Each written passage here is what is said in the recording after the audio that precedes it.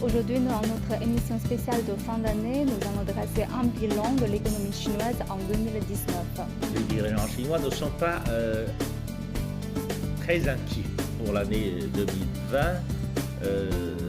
Visiblement, le gouvernement va appliquer une politique monétaire encore prudente.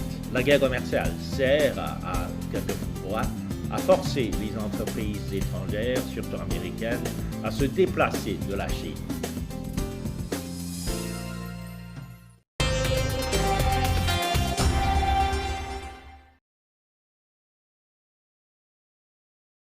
À court terme, il n'y a pas de souci à se faire parce que nous avons tout récemment les statistiques du mois de novembre. Le porte-parole du Bureau national de statistique a révélé que finalement, toutes les figures économiques montrent que finalement, l'économie chinoise serait déjà atteint le fond et serait sur le point de se rebondir. Donc, d'une certaine manière, à court terme, il n'y a pas beaucoup de soucis à se faire. Mais à moyen et à long terme, oui, effectivement, l'économie chinoise est tombée dans une période de croissance relativement modérée. Donc la période de croissance rapide est terminée. Et il y a des raisons à la fois cycliques et structurelles. Cycliques parce que si on regarde par exemple la croissance mondiale, la croissance mondiale est en baisse sensiblement, en particulier le taux de croissance du commerce international commence à baisser plus sensiblement que le taux de la croissance mondiale.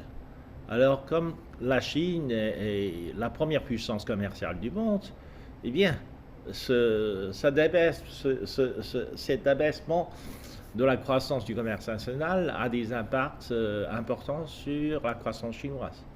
Donc ça, c'est vrai. Donc, cycliquement, comme l'économie mondiale est en déclin et fait face plutôt à une récession, en dépit de tous les efforts des pays développés pour faire pousser la croissance, et le taux de croissance laisse beaucoup à désirer. Et c'est ça qui gêne un peu la croissance chinoise. Mais du point de vue structurel, là aussi, la Chine est en face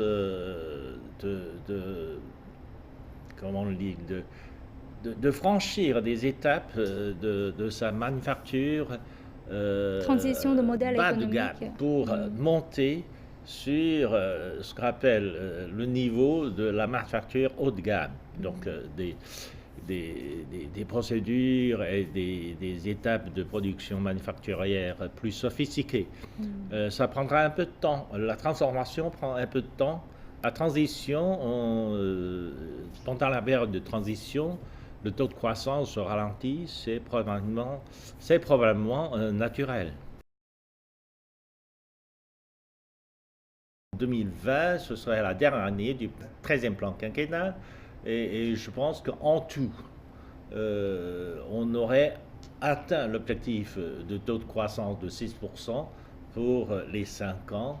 Et finalement, on va essayer de maintenir la stabilité de la croissance en essayant d'améliorer la structure, d'améliorer l'efficacité du développement, etc.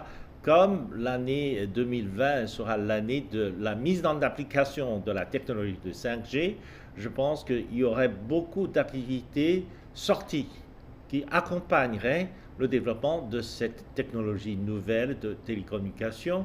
L'Internet sera utilisé non seulement pour la communication, mais aussi pour la production industrielle. Et dans ce domaine-là, je pense qu'on pourrait espérer raisonnablement qu'il y aurait encore une augmentation du taux de la productivité dans beaucoup de secteurs et qui contribuerait à l'amélioration de la structure de l'économie chinoise et aussi au taux de la croissance.